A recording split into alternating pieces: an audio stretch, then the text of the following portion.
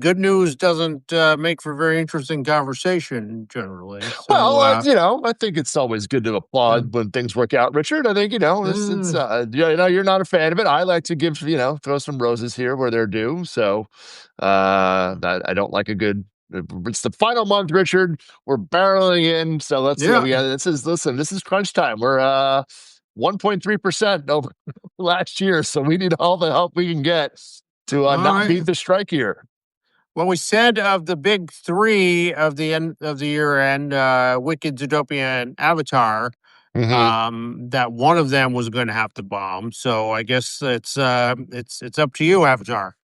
Yeah, exactly. So, Right. Jim Cameron, the pressure's on you, man. yeah, Yeah, at least make globally. I mean, that's the big story here, Richard, I think. So, tell me the big story. yeah, so I mean, China's back. Who knew, Richard? I mean, the fact that we would be sitting here and nobody, was I would be very curious to hear what Disney internally was thinking going into this weekend because I mean, there was no word that this was going to happen. So this is the second biggest opening weekend in China ever for an American movie. Like this is only behind Endgame, the Avengers movie. That's it. So this is doing $272 million. That is a good 120 million above the US this weekend. So all the last 5 years, everything we've released, everything China's just said, nah, not really, and then until finally Zootopia 2 came along, and they're like, yes, now I now mean, now that's what we've been waiting for. more or less. I mean, honestly, it's things like Now You See Me, the new movie that has done well in China before, but that was like maybe $40 million. That's nothing, Mhm. nothing great for that movie, but nothing to write home about there. But I mean, maybe I think maybe the one of the old Predator movies did okay, like a few, but the Avengers movie, like the Marvel films, like nothing was really doing the business that I they mean, were doing back there in have the been mid a hundred. There, 2010s. there have been 100 animated films in the last. Oh, that too. Throw that in there, sure, 100%. Yeah, I mean, nothing has even come close to. This is baffling, or unexpected in a good way. So that made for over $500 million in global box office So this weekend So for the the movie. the People's Republic just said, you know what, we see Jason Bateman as a voice actor Exactly. more than as a lead. So if you Yeah. just give us one of those, then Give us what the we're people on board. want. They want Yeah. talking animals that are have a little bit of an acerbic edge to them. So yes, who knew that was the genre? So congratulations to Disney and Zootopia. Of course, you only keep about 25% of that money as a studio, so there's a bit of There's a there's the rub on the financial bottom line of it being huge in China, but it's good for the headline. But here in the US, 156 million on the 5 day. So again, we're coming off the Moana 2 comps, which was the biggest Thanksgiving movie ever. So again, this is the second biggest Thanksgiving movie behind Moana 2. So it's kind of the best of outcome you could have hoped for, with the small asterisk of last year, which was the biggest biggest Thanksgiving break we've had of all time. So all right. yeah, The just I mean, just looking at gross, seeing a movie making 500 million in a week is it's like old times there. it's a little bit of a throwback, exactly. Yeah, yeah. So we'll see how the legs go out. Word of mouth's pretty good. The reviews seem pretty. The audience A cinema score and Rotten Tomatoes was pretty high there. I think it was 91%. So a lot of good audience scores, and this should play on. For again, this has SpongeBob's the only other pick we have coming up, which opens on that Avatar day on December 20th, I guess, whatever it is. So it has a good 4 weeks of runway before that, and we'll see if it can be has the legs to win out. Yeah. Wicked, meanwhile, has made it to 400 million. So, Yeah, just under 400 million global. but This is interesting. There's a on the couple, on the other end, yeah, the other end of that global right. dynamic there. Yes, this Uh, is 31% is international. It's so essentially 70% from America on this so far, which is about again close to the same as the first one.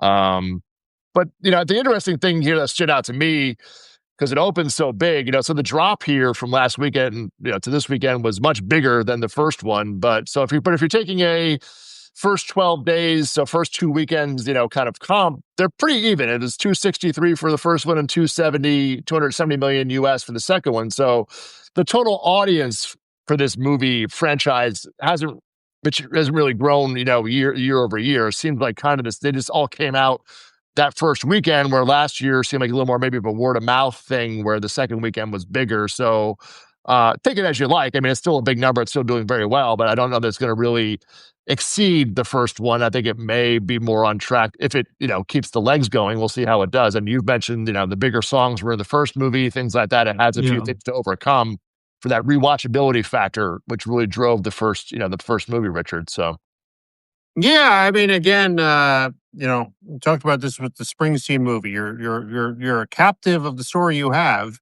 right, and the story of Wicked. If you've seen The Wizard of Oz, which is only the most famous movie, well-known movie in movie history, uh, ends with the death of the witch. So you've got to do a movie that's building up to that point.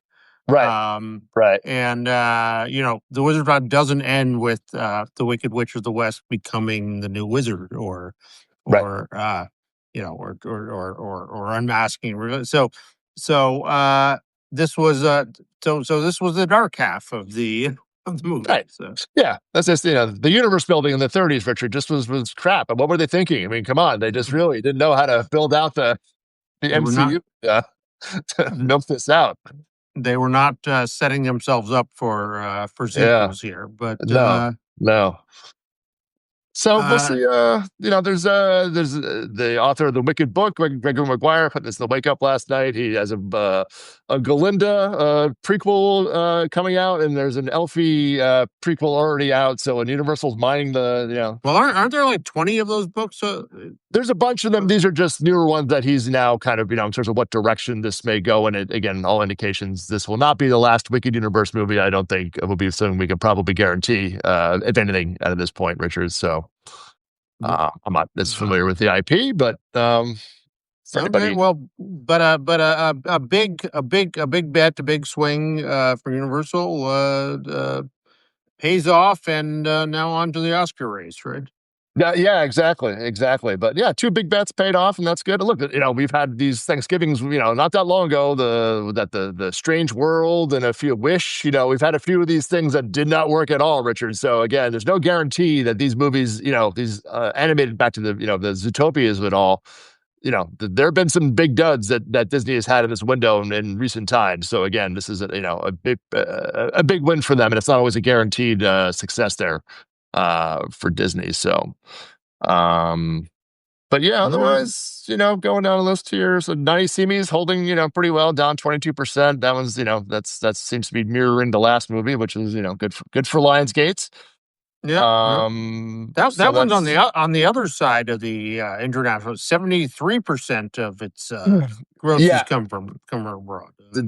Tony Richard magic. I don't know. The travels the world, Richard. I think Hollywood should take note about this. But there's definitely a big, something to that. Just not having to all you gotta do is understand the imagery. You don't have to the words, maybe not as much. So a Yeah. lesson to be learned there for sure. But yeah, a massive global hit, not just China. That's around many markets around the world on that one. So we'll see how that plays out. But yeah, you want to jump into some specialty titles here, or Yeah, I mean, just to where Predator is going to net out around 100 million yeah, domestic or yeah, about ish. 200 million global. Yeah, 100 million US, 100 million international. So, yeah, I mean, it's going to be about a break even affair from a production point of view. So, um, And fine. Again, doesn't always have to be theatrical money, but yeah, so better than losing money like The Running Man, which is just nowhere near a good story on that one. That's just going to yeah. be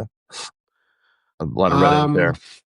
So in specialty, as you say, Yes, prestige, specialty, smaller release, indie, whatever you want to term you want to put on it in 2025. yeah, Yeah, non-dependent cinema, I guess is sure. what on FilmStack they've been calling it. Where Oh, okay. yeah, that's um. So we got Eternity Vowed this weekend again on how many screen on This is 13. 1300. Yeah, so this Oh, is an A24 movie. I saw it. And I enjoyed it. The ending left me a little question. I didn't quite get the logic at the end, but it was enjoyable. Yeah, so A24, the third time they're kind of doing this staggered release where they've done that with Priscilla. It's kind of these romance movies, for lack of a better term. Priscilla, and then the We Live in Time movie with Florence Pugh and Andrew Yeah, Garfield. I mean, staggered. I mean, opening on 1300 is not that's not opening on four Yeah, screens in L.A. and New York. It's, totally. And it's funny, those two films both did that first before going to the 13. This one just went to the 1300, and then they go to about 2000 next weekend, which is what Eternity is going to do as well. They found some success with it. I don't know that, this one was 3 million for the weekend, 5 million for the 5 day, which is, fine, not bad. 2,300 a screen. So those other films netted out. Priscilla was over 20 million. We Live in Time, I think, got up to 30 million. So I think they're hoping for a similar result and have it play through a few weeks here. So we'll see. I don't know this one's going to hit that high, but this is it's an interesting technique. They're kind of, again, they've done it before. This seems to be their wheelhouse, and they're trying it again here. And we'll see if the result is the same or not. $15 million budget, so not a huge exposure, but I don't. TBD. I I liked it, but that's me. their I don't their strategy to me. If someone from 24 wants to shoot this down, but it doesn't. It makes little sense to me as a box office strategy. It makes sense to me as building up A24 as a repository of major buzzy titles that will have a life on streaming and a company that does big fizzy things here. So at that so they're putting a lot of fizz behind their behind their releases for other purposes is Well, yeah, I mean, look, it's a multi-window thing. This is they have the HBO Max output deal, so certainly it'll play there. And there is some talk this may have been maybe a movie a little better, not better suited, but in our streaming age, Richard felt a little more maybe perhaps a streaming thing than a theatrical thing. Uh, but, it's a targeted demo. It's a millennial kind of romance movie, kind of the bread and butter for A24 to a degree. So we'll see how it plays out. But yes, there are other windows. The financial pie is much more diverse on this, so we'll see. or if you're or if you're hoping for an acquisition down the line, you can line that up. A library full of lots of movies people have heard of Yep. and critics are excited about and got buzz is a lot better than a library full of a bunch of things nobody ever heard of or saw or anything like that. Right. So. Or a bunch of things that was streamed a lot, but you couldn't pick out of a lineup. So yes, this is major Elizabeth Olsen, Miles Teller, Callum Turner. So, again, names, faces, for that kind of key art and all that kind of stuff that matter. So yeah, that's the game. That's the world of A24 is. It's not the faceless indie. It's the more the, hey, I know that person. That looks like it's, that looks like it's fun. So we'll see how it pans out. Rental Family has clawed its way to 7.3, which is a by these days is a right. What's our scale? Yeah, exactly. Yeah, it's a Searchlight movie. Held pretty well. This is down 37% opening weekend. I saw this weekend too. It's an interest. It's very rooted in Japanese culture. Yeah. Brendan Fraser's the only American name actor in it in the movie. Mostly in Japanese. No, it's a bit of a mix. I'd say it's half and half, if you will. But certainly rooted in just cultural themes and things like that are pretty relatively foreign and like it's a little strange. Like, really, you guys are doing okay? But they're probably seemingly it's presented as more norm behavior, in that culture. So, which is if you're looking at it, it's a nice escape and learn something else about the world kind of thing to a degree. But from an American audience point of view, I can kind of see like, well, again, not a huge hit, but this will get up to probably. So somewhere around $10 million, $11 million, which, as you say, this day and age is for, I guess it's over 10 million, I guess, Richard. Is that a bar we have now for indie film? Over 10 million, that's got to be 1% of the indie releases get to that. Yeah, we should end the year. I should look back at that math. Yeah, what's the percentage of a success? Whether that works financially for the film is maybe another story, but again, that'll have a window on Hulu and... They have there's a life down the line, and if that was a movie, probably has some sort of Oscar nomination coming one place or another. So Yeah, I'm sure they have aspirations. I don't know. But Katie Rich would know better than I about that one. But yeah, and then we got Hamnet, which is still kind of only on doing 119 screens though. yeah, So yeah. they This are actually the rare actually platform release here. So yeah. uh, So and 7,000 per screen. So you know it's a good start. Healthy. I mean, 7,500 is pretty good. At 120, I say, I'll call it 120 theaters. 1.4 million for the 5 day. So a good start. We'll see. This is a long narrative of a release play. This one is definitely in the awards, game, if you will. We have to get the Gotham Awards here in New York tonight, so that'll start rolling in. Whether that boosts the odds if it starts picking up a lot of the awards this week, as that rolls out, Richard. So I think this is a good start, healthy start. It'll expand further over there at Focus. So we'll see how it plays out. But all things considered, this day and age, again, $7,500 on 120 screens is, not a bad opening to have for a weekend. So I'm excited to still see it. I have not seen that yet, so that's high on my list. So very, very similar to where Sentimental Value is, which is on 150 screens and is at 2.3 million.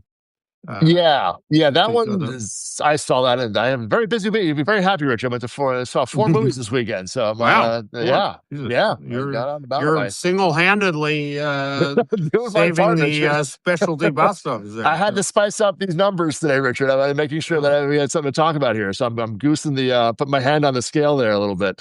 Sentiment, an excellent film, great, really great performances. I recommend seeing it in a theater. It's a nice movie to just sit with in a dark space. And I do recommend as a theatrical experience to go check out. But that one is starting to now, that made more money last week than this week. So that one is kind of maybe, hitting its peak there. It's only at 285 screens, which is not terribly wide, just playing mostly, obviously, major cities there. And yeah, 2.3 million total, which, again, it's a foreign language film. It's, there are kind of American barriers there. And again, some local culture, in that part of the world. So we'll see how it does. But that per screen average is down to 1,600, which is not very high. So, highly recommend. We'll see if, again, I think nominations, Richard, in that one may play a little more of a factor. And I think that's probably more of a PVOD play for when the nominations and things come out. The people will watch it and pay for it at home and things like that, Richard. So, and Neon has a deal, I think, at Hulu for output, so that'll be streaming on Hulu. So again, that'll have a little more of a pie there. It's kind of a and Nuremberg is only top 10, only on 500 40 screens, and has gotten to 12.5 million. So again, to our new markation, over 10 million, Richard, to do $12.5 million. Call it $15 million total. Well, hopefully when it rounds out for Sony Pictures Classics, I'd say that's a pretty runaway good result. Smash. Yeah, it's especially market these days. So 100%.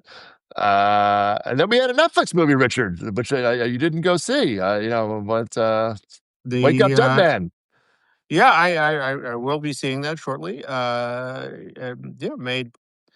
Made 1.6 million on 600 screens. So that one, I think the number's more about 4 million on that. Seems to be somebody had 1.6. That was not that didn't seem to be. Shame on you, box office mojo. I wouldn't go with box. That doesn't seem to be. I think a couple people have. So Netflix does not officially report for everybody. They don't send a thing to ComScore, so that's why we don't have an exact number. Netflix shockingly doesn't release their data either. Well, they have no one to blame but themselves here. So. Well, clearly, yes, exactly. So 600 theaters again. None of the major, unlike K-pop, none of the major theater chains were picking this one up. So you're relying on a lot of more of the indie distributors there. Just as a comp, the Glass Onion, of course, got a bigger release, a little bit bigger back in 2022, I think that was. That was 13 million over the Thanksgiving break, and this one was 4 million. That one had a far more robust advertising spend from Netflix on this, so they're tempering their expectations. I guess it's. Again, this tweener stage, Richard, of what do making Rian Johnson happy, I guess. I don't really know the strategy here to a degree. It's a little little none of this and none of that. It's kind of just in the ether. Yeah, I mean, I think it's all with these films. It's what they have to do, and to get the talent in the series there, and not and and to some extent a very for them a very limited short release gives it a little publicity boost when it comes there, and doesn't deprive them of too many streams in the meantime. No, and certainly Glass Onion was, I think, the biggest movie, or one of definitely a top 3 movie of that year as well. So that would only, certainly serve to boost that again, just proving the theorem once again that theatrical does benefit you when you are, when you're on streaming. So there's not a lot of Well, I downside mean, there. So there's not a $200 million marketing budget behind this. yeah, Right? I mean, it's So it's damn if you do, damn if you don't. But this is the last one they're contracted for, as far as I understand. So this is the third Rian Johnson movie. This the last one they made a 2-picture deal for Glass Onion and this movie. So if this one, this comes on, I think it's in 2 or 3 weeks on Netflix. So we'll see how the number does over the holidays. But this hits big again. We'll see if yeah.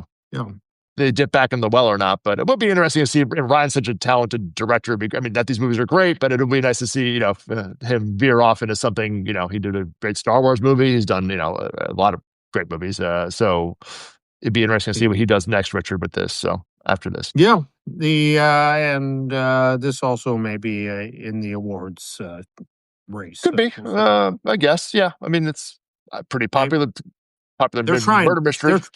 They're trying for it. So okay. they would like it to be in the awards Yes. race. So yes, yeah. So yeah, Richard, again, looking forward here. Again, we're up against a big year from last year. Remember, last Thanksgiving was the biggest ever. Again, with the Wicked, Moana, Gladiator 2, and Red One, kind of all doing big business over the Thanksgiving weekend. So it's all up to Freddy's. Richard, Five Nights at Freddy's is going to be the big game changer for December year over year. Yeah, coming. That's a lot to hang on. Jason Blum, but that's it. Come on, buddy. And then when does Avatar? That's 2 weeks later. So 2 weeks later, yeah, okay. yeah. So so we got a lot of clear runway for these movies now. So yeah, Freddy's is really about it until I mean, Hamnet goes wide and Ella McKay, but then there's probably smaller opening movies, and then December 19th is Avatar, Housemaid, SpongeBob, the big 3 animated film from Angel, religious movie there with from those folks. So yeah, then the Christmas stack lines up. So. All right. Well, it's a more fun conversation when something goes wrong, but I choose looking at it as a nice story. Congratulations, Hollywood. I'm very, very happy for Disney and Universal here. This is having some blood flowing through the system again is and having forgive me and more for the movie theater. Exactly.